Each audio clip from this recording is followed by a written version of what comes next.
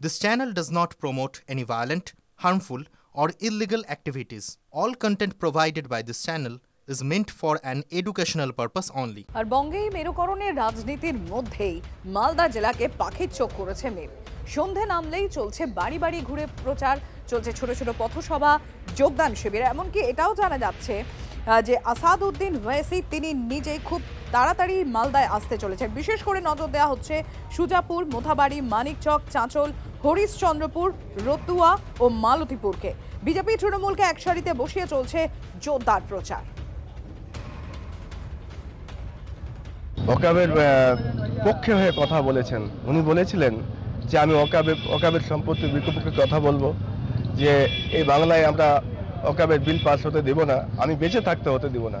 40% মুসলিমের সঙ্গে, 40% সংখ্যালঘুদের সঙ্গে এটা বেইমানি করেছেন, গাদ্দারি করেছেন, তাই মুখ্যমন্ত্রী মমতা ব্যানার্জি। মিম পার্টি যে নতুনভাবে ক্রিয়েশন হয়েছে, এটা বিজেপির একটা নতুন ক্রিয়েশন। এই বাংলা দখল করার স্বপ্ন 21 সালে দেখেছিল বিজেপি। নরেন্দ্র মোদী, অমিত শাহজি বলেছিলেন ইসবার 200 পার। বাংলার মানুষ বিজেপির মুখে ঝামা ঘষে বাংলা থেকে বিদায় করেছিল। তাই দিবা স্বপ্ন দেখতে তো দোষ নেই। আবার মিম নামক একটা এজেন্টকে দিয়ে, বি টিমকে দিয়ে ভোট কাটুয়া পার্টি হিসাবে মাল্লায় পাঠিয়েছেন। যা বলছে এগুলো যখন ভোটের বাক্স খুলবেন দেখতে পাবেন, গোটা 26-এ সারা বাংলা জুড়ে সবুজ ঝড় বইবে।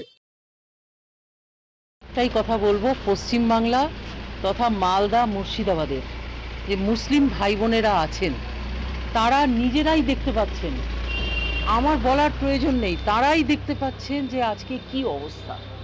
মানে মুসলিম ভাই বোনদেরকে ভোট ব্যাংক হিসাবে ইউজ করা, তাদেরকে মিস ইনফরমেশন দেয়া এবং তাদেরকে মিসগাইড করা, মিসলিড করা অ্যান্ড আলটিমেটলি তাদেরকে সাফার করানো।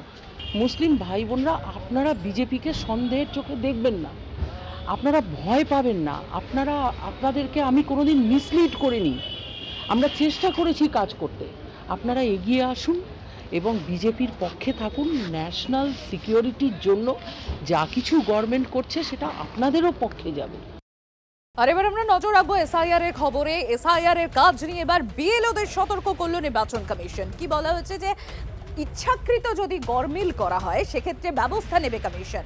এখনো পর্যন্ত অন্যান্য রাজ্যে যেখানে বিএলওরা গরমিল করেছে সেখানে তাদের বিরুদ্ধে আইনানুগ ব্যবস্থা নেওয়া হয়েছে, কিন্তু এখনো পর্যন্ত বঙ্গে মানে এই রাজ্যে কোনো ব্যবস্থা নেওয়া হয়নি। কিন্তু 11ই ডিসেম্বরের পর যদি কোনো ইচ্ছাকৃত গরমিল ধরা পড়ে সেক্ষেত্রে আইনানুগ ব্যবস্থা। 5টা আইনানুগ ব্যবস্থা নিয়ে কথা বলতে হবে। তো আপনি কি মনে করেন 2208টা বুথ একজনও মরেনি? এটা উদ্দেশ্য প্রণোদিত নয়, এটা মিস্টেক, এটা ভুল। ব্যবস্থা কেন নেয়নি? বিহারে যদি ব্যবস্থা নেয় এখানে ভয় পাচ্ছে নাকি? ভুল হতে পারে, এত বড় একটা প্রজেক্ট ভুল হবে না এরম কথা নেই। বিষয়টা হচ্ছে কোনটা ভুল আর কোনটা ইচ্ছাকৃত সেটা বুঝতে হবে, আর ট্রায়াল অ্যান্ড এরর হবে, তার মধ্যে দিয়েই বেরোতে হবে। কিন্তু 100 ভাগ তো ছেড়ে দিন, যেদিকে এখন আছে, যে অবস্থায় আছে, তাতে 50 ভাগ হবে কিনা আমার সন্দেহ হচ্ছে। বাংলার বিএলওরা আইন মেনে কাজ করেছেন বলেই বাংলায় বিএলওদের বিরুদ্ধে এখনো তারা এফআইআর করেননি। যদি তারা দেখতেন যে কোথাও বেআইনি বা গরমিল করেছে, তারা এফআইআর করতেন। তারা কি বাংলার বিএলওদের আলাদা ভালোবাসেন না খাতির করেন? উল্টে বরং তারা ওত পেতে বসে রয়েছে, কোথাও একটা খুঁত খুঁজে পেলে বিএলওদের জেলে পড়বে বলে হুমকি দিয়ে রেখেছে শুভেন্দু অধিকারী।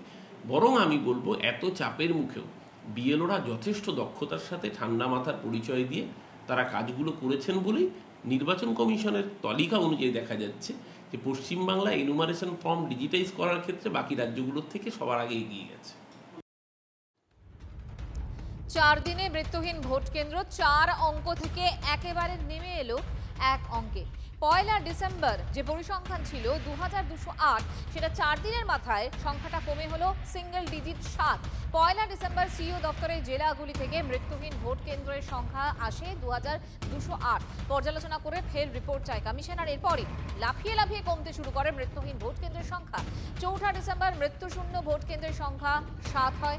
পয়লা ডিসেম্বর দক্ষিণ 24 পরগনায় মৃত্যুহীন ভোট কেন্দ্র ছিল, আর সেই সংখ্যা 4 ডিসেম্বর নেমে এসে হলো মাত্র 1। এসআইআর আবহে এখনো পর্যন্ত সবথেকে মজার ঘটনা ছিল 3, হয়ে গেল 5।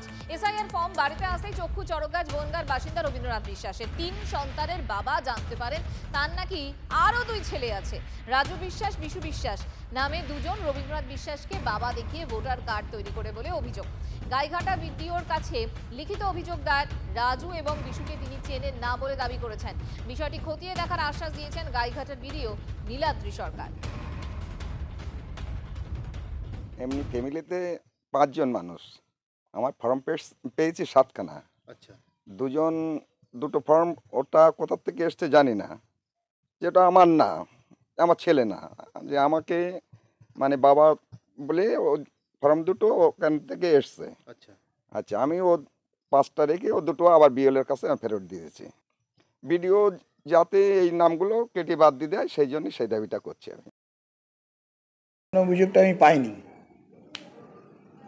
যদি অভিযোগ এরকম পড়ে থাকে সেই অভিযোগটি এনকোয়ারি করে দেখা হবে।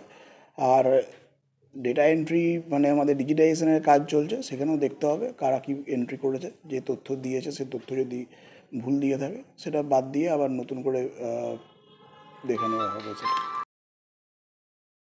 বিজেপিরা বলবে, কেন ওদের কাজই হলো কুৎসা করা।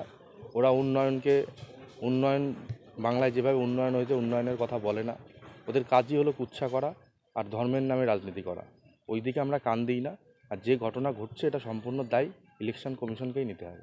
তাছাড়া যেখানে ঘটনাটা ঘটেছে এখানকার এমএলএ বিজেপির, এবং যেখানকার আপনি গ্রামের কথা বললেন আমি খবর নিয়ে দেখলাম সেখানে গ্রামের মেম্বারও বিজেপির। এরা ভালো করে বলতে পারবে যে কী কারণে হলো। এসআইআরকে নিয়ে কিভাবে এই তৃণমূল কংগ্রেস নির্লজ্জ বেহাইয়ার মতন ঘটা করে বিরোধিতা করেছিল, আর সেই বিরোধিতায় আসল চোররা ধরা পড়ছে। বাংলায় দীর্ঘদিন ধরে তৃণমূল কংগ্রেস ক্ষমতায় রয়েছে। থানার ওসি, আইসি, এসপি এবং বিডিও, এসডিও তৃণমূলের বি টিম হয়ে কাজ করে। তাদের মাধ্যম দিয়ে এবং তৃণমূল কংগ্রেসের সব দালালগুলো, ফড়েগুলো যারা এই বিডিওতে পঞ্চায়েতে বসে থাকে, তারা বিভিন্ন সময়ে ডুপ্লিকেট মা বাবা সাজিয়ে এই ভোটগুলো করেছিল।